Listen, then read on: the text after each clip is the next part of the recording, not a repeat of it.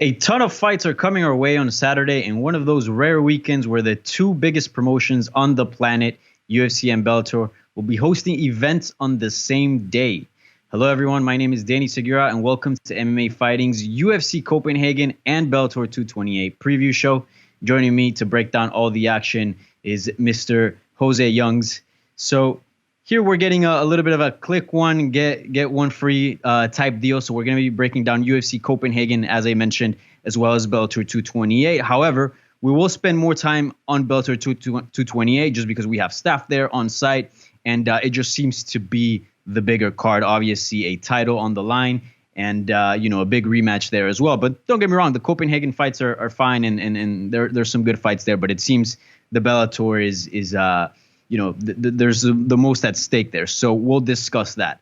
As we do usually, I like to do things chronologically. This thing would be a little different than most events. They're not going on at the same time. Copenhagen will be going on in the morning, starting at 11 a.m., the prelims, the main card at 2 p.m., and then Bellator, I believe the prelims start at 7:30 and 7:30 p.m., and the main card at 10 p.m. So we'll start with the UFC first. So, Jack Hermansson taking on Jared Cannonier in the main event of UFC Copenhagen. A pretty important middleweight bout. Maybe not the most important one, but nonetheless, very significant to the division. Jose, if I had to tell you what's at stake here, how important is this bout at 185 pounds, what would your answer be? I think it depends on who you're talking about. If Jack Hermansson wins, that's obviously that's another victory over a marquee middleweight name. He's coming off a very impressive win over Jacare Souza, former Strikeforce champion, long-time UFC middleweight contender. And if Jacare Souza had won, he'd probably be fighting for the title, if not next in line. But it's a murky area where Israel Adesanya and Robert Whittaker obviously have that big middleweight title unification bout coming up. But Paulo Costa was already promised the title shot next, so he's basically waiting for the winner. Jack Hermansson said, if I beat Jared Cannonier, I'm either fighting for the title or I'm fighting Paulo Costa. So if you're talking about is this what's at stake, what's important, I think this is obviously there's more on the line for Jack Hermansson. It feels like he didn't need to take this fight. He really wanted to be on this card, considering this is his neck of the woods. Jared Cannonier seems like one of those fighters where his ranking doesn't indicate how talented and how dominant he's actually been. I mean, he ran through David Branch, UFC 230. I believe that was one of his, if not the first middleweight fight he had. He came down from heavyweight to light heavyweight, and then the middleweight, David Branch, obviously former World Series of Fighting champion, has looked not the most impressive since he rejoined the UFC. Impressive nonetheless, absolutely violent victory, and then he defeated Anderson Silva by kicking his legs out and injuring Anderson Silva at UFC. I believe it was the last Rio de Janeiro card. I want to say 237, I want to say, which was the Rose Jessica Andrade fight. So more at stake for Jack Hermansson, a very dangerous fight. I get why he took it. He wanted to stay active. He wanted to be a company man, but it's a very dangerous fight fighting a guy who's looked absolutely murderous. And his ranking isn't nearly, like I said, his ranking doesn't indicate how good he actually is. Yeah, for sure. A pretty good fight. Dangerous fight for Jack Hermansson. Jared Cannonier is no joke. I know there's there's a lot at stake for each fighter, obviously more for Jack Hermansson, as you mentioned. When we talk about Jack Hermansson and Jared Cannonier, we necessarily don't think of title contenders. You mentioned there's Paulo Costa there, Yoel Romero, although he's got a few defeats, nonetheless, he's still always around that picture. Do you think the winner here could potentially break into that top and all of a sudden, I don't know, maybe people can be talking about the winner here about potentially, competing for the belt next? Yeah, definitely the winner of this is I think it really depends on how the fight ends. If Jared Cannonier does what he's done the last two fights, where he just steamrolls over David Branch and then kicks Anderson Silva's legs out, like say he just crumples, he just folds Jack Hermansson in half inside 2 rounds, and he looks uber impressive, then obviously he's going to catapult his name up the rankings. Jack Hermansson, I feel like a victory here, he really has to put on he really needs an emphatic finish. If he just goes out there and cruises to a decision, it feels like a placeholder fight. But if he goes out there and starches Jared Cannonier inside 1 to 3 rounds and it's violent and impressive, I don't know if it's enough to kind of leapfrog him over Paulo Costa, because in my mind, defeating Yoel Romero is the hardest thing to do in the middleweight division. Robert Whittaker's done it twice. Paulo Costa's done it. So I don't know if having a an easy win, but not a dominant win for Jack Hermansson is enough to leapfrog him. But it's obviously he would be next in line after Paulo Costa in my mind. Official prediction. Who you got? I'll go with Jack Hermansson. I feel like a win over Jacare Souza in the year 2019 is much more impressive than back-to-back wins over David Branch and Anderson Silva, who's on the wrong side of 40. Yes, it is Anderson Silva, but he did get hurt. It was a 3-round fight. Jack Hermansson won a very impressive 5-round fight over Jacare Souza in a fight he took on short notice. I don't know if people remember that, so I'll have to say Jack Hermansson, simply because he's looked more impressive against more impressive competition lately. Yeah. In the co-main event, two guys will be making their UFC debut. We got Mark Madsen, a former Olympic wrestler from Denmark, so he'll be fighting in his home country, taking on Danilo Belluardo. Both guys, making their UFC debut. So not a lot there to talk about. Obviously, as far as storylines, these guys are newcomers. But if you look at the card, I mean, the card is kind of low-key stacked, maybe not as far as significant matchups for what it means for the divisions, but there are some really fun matchups there. So I'm just curious, what are some fights you got your eyes on?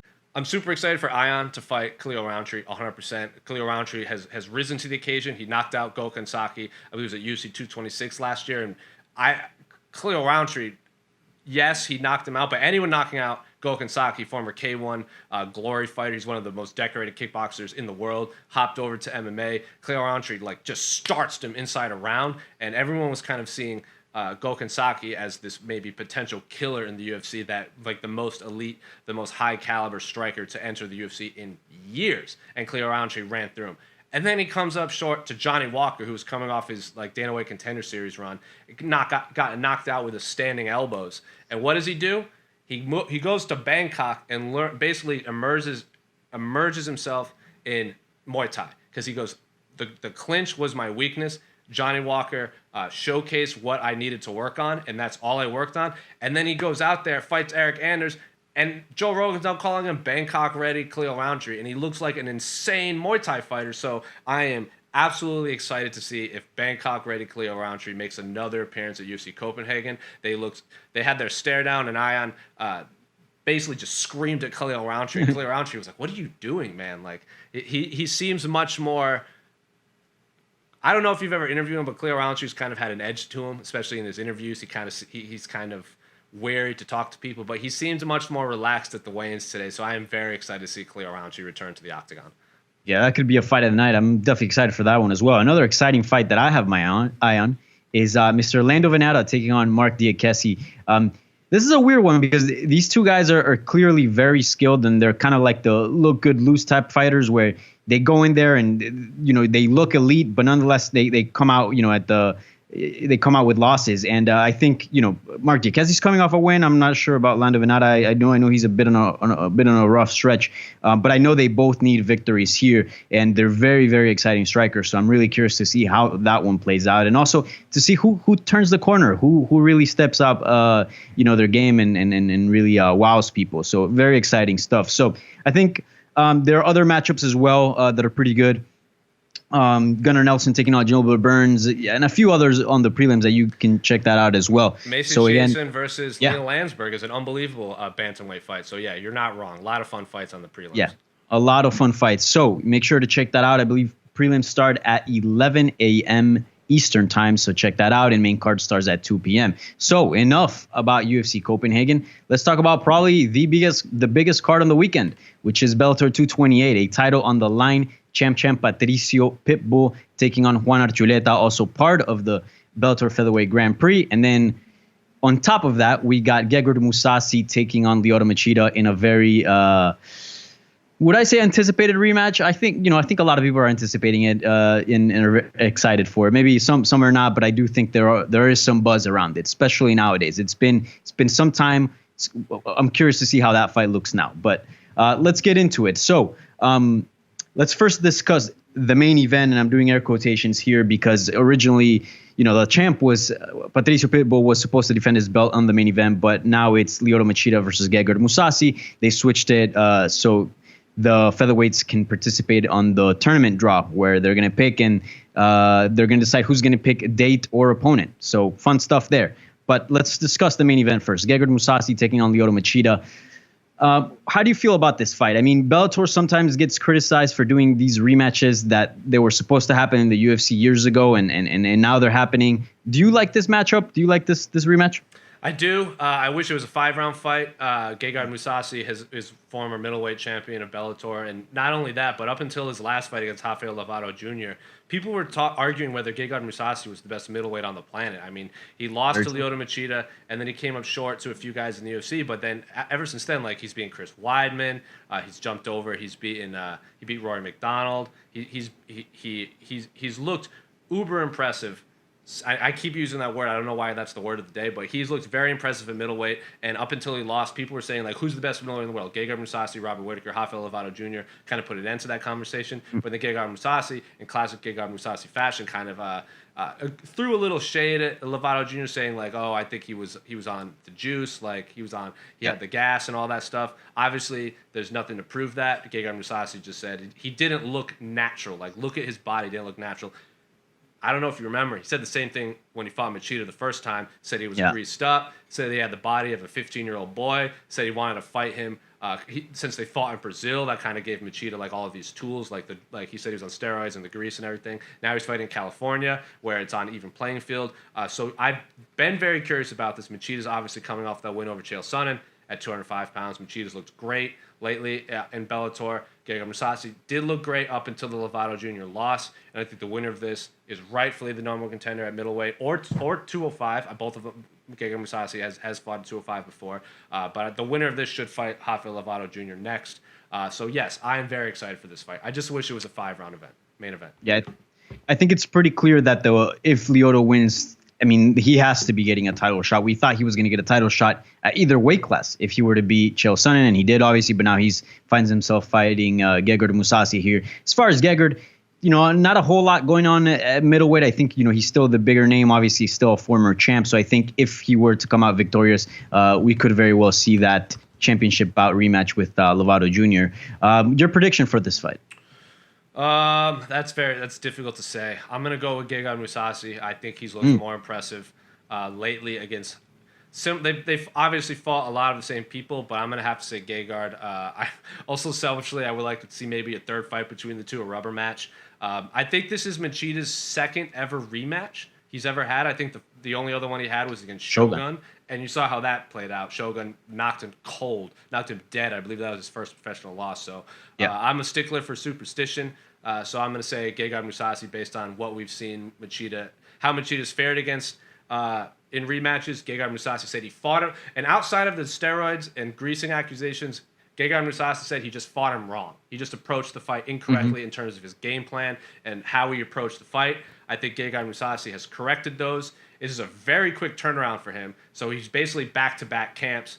Machida too, but he's going from 205 to 185. So I'm going to say Gegard Mousasi. Also selfishly, I just want a third fight between the two.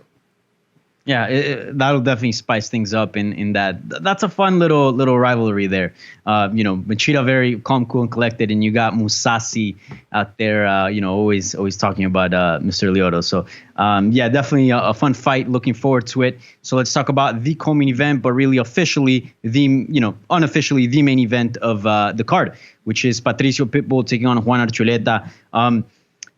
There's something that Juan Archuleta said in his, scrum at the open workouts leading up to this fight that really caught my attention. And he said he was fighting the baddest mother effer on the Bellator roster. And that kind of stuck with me. Do you agree? Do you agree he's fighting the toughest matchup in the Bellator roster? I mean, we're talking about a champ here. In the featherweight division, obviously, yes, he is the champion. I think it really comes down to Douglas Lima or Patricio Pitbull. I think those two are, a lot of people consider the two best Bellator fighters of all time. Obviously, Michael Chandler's up there, but Lima and Pitbull have been kind of on a tear lately. Pitbull's knocked out Michael Chandler like pretty quick. I was there for that in their last fight this past summer, spring. So I would tend to agree. He is champ after all. He's featherweight and lightweight champion. I bet he wants to go over to Ryzen and get a third belt. So who knows? But yeah, I would agree. I think Pitbull is also one of the most underrated fighters on planet Earth, simply because he is in Bellator, and I don't think fans give him his credit. So yeah, 100% I would agree. Yeah. And as far as Pitbull's tests, where would you rank Archuleta as far as the biggest test for Pitbull, because Archuleta has a crazy record, trains with TG Dillashaw, seems to be saying the right things, has looked like a killer. What do you make of his opposition? I like this. I like the matchup a lot. I think this is a really good fight for. It's not part of the bracket. It's like the winner moves into the bracket. I do like this fight. I know AJ McKee really wanted to fight Pitbull first, but I kind of agree with Pitbull where he said a fight against AJ McKee in the tournament would be bigger deal than just getting into the tournament. So I do agree with that. I think this is a good fight for like this round robin, because I do want, at the end of the day, I was on that conference call when AJ McKee and Pitbull, and they had nothing positive to say about one another. I was at the media day like this past summer, and they were yelling at each other when they during media day. Like, people were interviewing them and they were arguing with each other, like screaming from across the room. So that fight has to happen. But I do like Archuleta versus Pitbull. I don't know if Archuleta is the biggest competition, like the stiffest competition, because he has fought Michael Chandler. He has fought Benson Henderson. So I wouldn't say he's the toughest competition, but I think this is the perfect fight for right now. Yeah. So this bout, obviously, it's a title defense that will, count for Mr. Patricio if he were to get, past Archuleta. But then beyond that, it's also, part of the featherweight Grand Prix, which has a very interesting format. I'm just curious, what do you think about the format? Do you like it? Do you enjoy it? Because it seems with MMA, we often want to make it all about sport. But then now with, you get to pick what date you fight in or what opponent, all of a sudden it starts turning into venturing into some territory that's kind of beyond the sport, right? Because all of a sudden, you can pick somebody that just went into a war, right? You can pick them at a closer date, or somebody that has had a tough weight cut in a closer date, vice versa. So all of a sudden, it gets a little funky, right? Yeah, I like the style. I like the idea of a tournament or a Grand Prix, because at the end of the day, you can't argue over who wins a tournament. Like, you can't. It's not like you're jockeying like, hey, I want to be number 10. No, I want to be number 10. Like, you win and you move on. You can't argue with wins. You can argue over who. Like one of those controversial decisions, like the Roy McDowell, John Fitch, it was a draw, so the champion moves on. But you can't argue if you come out, like, you can't argue Ryan Bader isn't the champion because he went through that tournament and won. So you can't argue that. Stephen Wonderboy Thompson at backstage at UFC 240 said, I wish the UFC did a Grand Prix like Bellator is doing. He tends to agree with that. I like what they're doing with the seeding and the bracket picking. It's very similar to what K1 used to do, where remember like Badahari and Overeem would like go stand in front of this giant bracket and they would be standing next to each other. So I like the spectacle of it. It's a little confusing for people who maybe don't remember the K1 days, or a lot of people only watch the UFC and they think this is a tournament, and then they realize, oh, it's not only not a tournament, the winner might not fight again until December or January. So it's a little confusing. I wish they did a little better job of explaining it. Yeah, they put all those videos out, but I wish they did it a little better, breaking it all down. We get it. I don't know if everyone else is going to get it. Yeah, for sure. And also on that card, Mr. Darren Caldwell, former bantamweight champ, competing at 145 pounds, taking on Henry Corrales, who's just a complete stud. Prediction for that fight? That's tough, man. Darren Caldwell, former bantamweight champion, Henry Corrales, Arizona guy, so I tend to kind of side with him. He recently made the jump over from the lab to Fight Ready and Neuroforce 1. Darren Caldwell, I spoke to him at their media day this past summer, and he says he's not a featherweight, he's just a bantamweight that's not cutting weight. I think that's a bad idea to go. Corrales, who knocked Aaron Pico out cold this past January. Yeah. Henry Corrales was like, I'm not into martial arts. I'm into dark arts. So when I go in there, I'm going to basically kill or be killed. So I gotta go with Henry Corrales on this. Actual featherweight. His gym has been on a tear lately. He's making all the right moves in his professional life. So I'm gonna have to go with Henry Corrales on this one. Yeah, definitely. That's gonna be a fun fight. I'm curious to see how Caldwell looks at 145, and Henry Corrales, like I said, he's just a buzz. Any other fights you'd like to highlight from Bellator 228? I mean, we gotta talk about AJ McKee. He's fighting Georgie. Yep. It's unbelievable fight.